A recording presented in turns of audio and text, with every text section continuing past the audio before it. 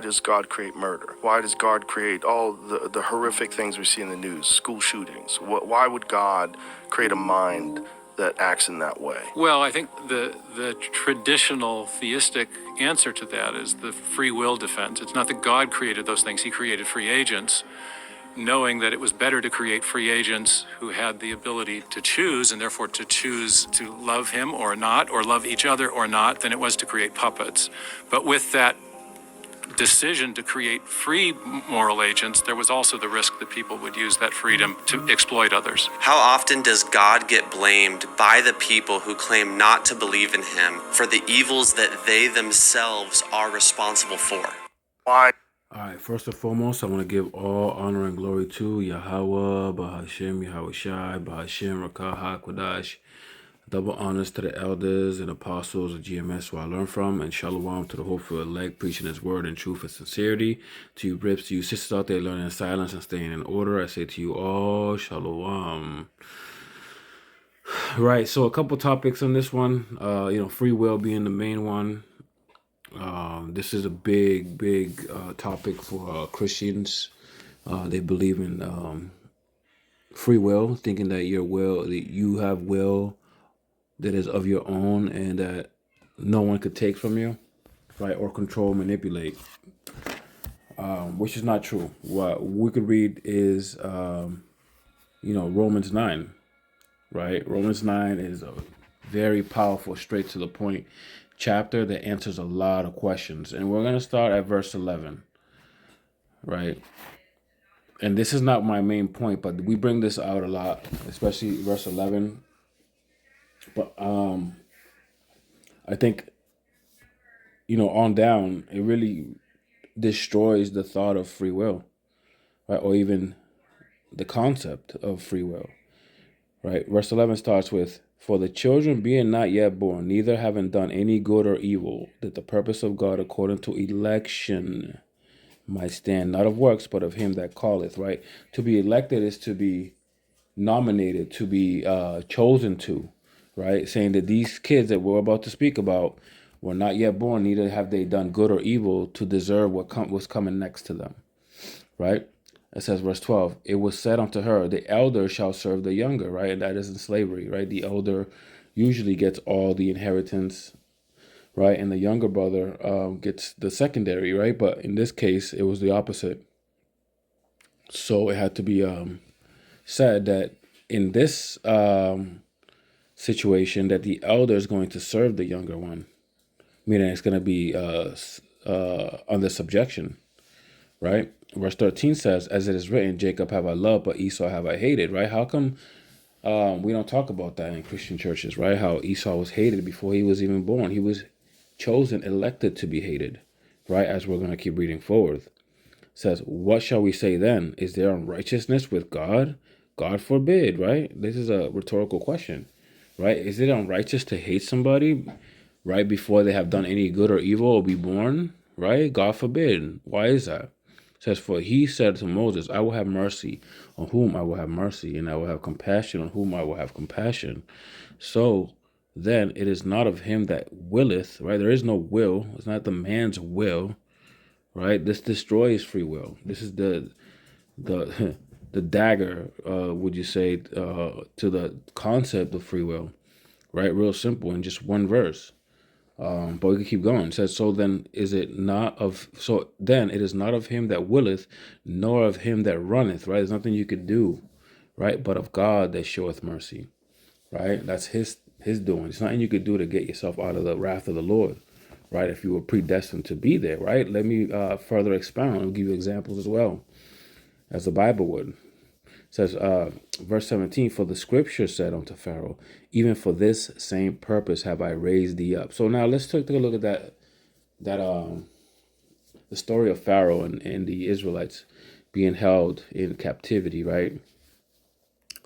It shows that there is no free will. Why? Because common sense, right? In the shoes of Pharaoh, while he saw all the plagues come to him, and he saw that God was real, right? You would know to let the Israelites go. It would scare the hell out of you, and you would let the Israelites go. But because it had to be put in motion. The Lord then hardened Pharaoh's heart to make him not let the Israelites go, right? Because if it was of his own, he would have released them, being afraid of the plagues, right?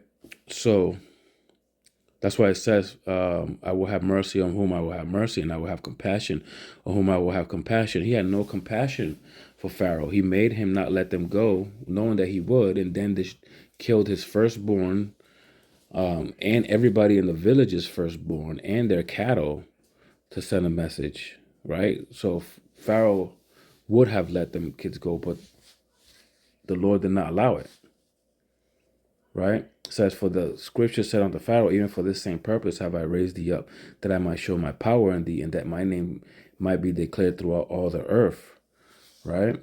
Because he destroyed a big kingdom, man, and everybody feared him after that. Verse 18 says, therefore has he mercy on whom he will have mercy, and he in whom he will have hardened, right? He hardened Pharaoh's heart and punished him for it. Think about that. Thou will say unto me, why hast thou yet find fault? Who has resisted his will, right? Nobody. You have no free will. The Lord set something for you, you cannot resist it, right? You can say whatever you want. You could, complain, moan, groan, right? There's many examples of no free will. Look at Jonas. Jonas did not want to go to Nineveh, and the Lord made a fish swallow him up, right? And he ended up going because he has not his own will. Verse 20, nay, O man, that means no, man. Nobody basically says, who has resisted his will? Nay, but, O man, who art thou that repliest against God? Shall the thing that formed it say unto him that formed it, why hast thou made me thus, right? Some people are going to be created to be destroyed, and some people are going to be created, to be honored, right? There's nothing that you did or didn't do to get to that. You were created this way, right? Verse 21, has not the potter power over the clay of that same lump to make one vessel unto honor and another unto dishonor? What if God, willing to show his wrath and to make his power known, endure with much long suffering the vessels of wrath fitted or created for destruction, to destruction, right? These vessels are people. These are nations, right? A vessel in this concept is a nation, right? Fitted or made for destruction. They were created to be destroyed, right? Verse 23, and that he might make known the riches of his glory on the vessels of mercy, which is the Israelites, right? The ones who are promised salvation, right? And then there are some that are not. It says, which he had afore prepared unto glory, right? Before they was even born. There's nothing they did, right? And vice versa, right? Verse 24, even us whom he has called, not of the Jews only, but of the Gentiles, as he said in Hosea, I will call them my people, which were not my people, and her beloved, which was not my beloved, right? And it goes into, right, the northern kingdom and stuff like that. But, showing that some vessels were created just to be destroyed, right? So it says, who art thou that replies against God, oh man? Right? Can the Lord allow evil things to happen to people, right? Kill them and, harden their hearts so they could get destroyed. The Lord could do whatever he wants. It's his movie, right? And it shocks people, right?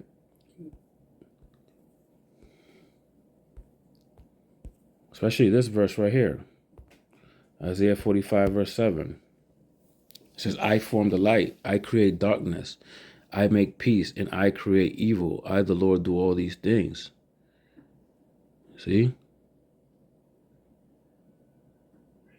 And it's okay. Because the Lord has power over everything, man. It's his movie. Who are we to say, that's not right. You can't do it that way. Like he said, who art thou that replies against me, oh man? Right? Evil things are going to happen in this world, man, because they have to. And we welcome it. If you're doing right, matter of fact, let's get to Romans 13.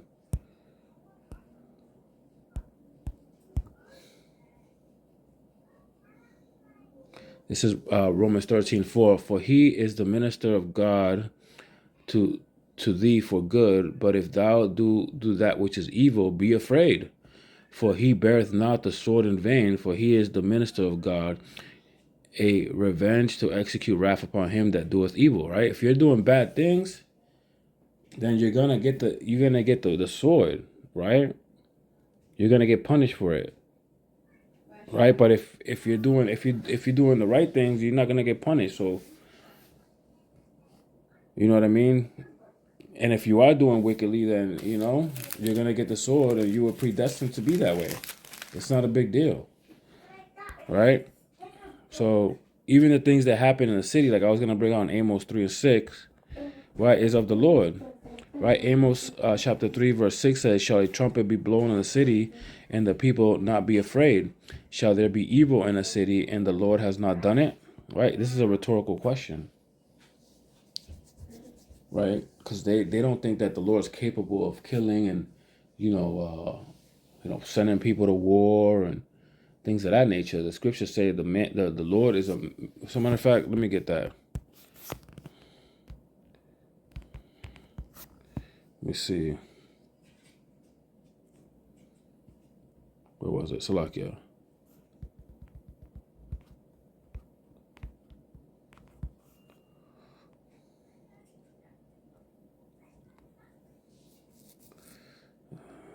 Where was it? Salakia, bear with me.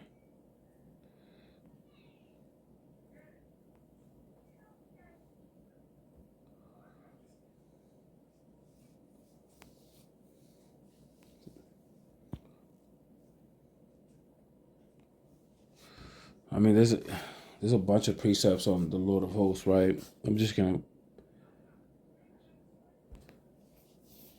right? For example, 1 Samuel 15:2. Thus said the Lord of Hosts, right? That word "host" is armies, right? And armies go to war, right? So the Lord does deal in violence, right? I mean, if you read verse 3, it tells you the instruction that was given to the Israelites, right, by the Lord. It says, "Now go and smite Amalek and utterly destroy all that they have, and spare them not, but slay both man and woman, infant and suckling." Right? These are babies. So this is an order from the Lord. Thus said the Lord, to go smite babies. Right? Even sheep and ox, camel, ass. Right? This is an order. So Christian's gonna have to answer that, man. I mean, I pray this lesson was edifying. I want to give all honor and glory to Yahweh, Bahashem, Yahushai, Bahashem, Rakaha, Kodash. Double honors to the elders and apostles of GMS who I learned from. And a healthy shalom to the hopeful elect preaching his word and truth and sincerity. And to you ribs, to you sisters out there learning in silence and staying in order, I say to you all, shalom.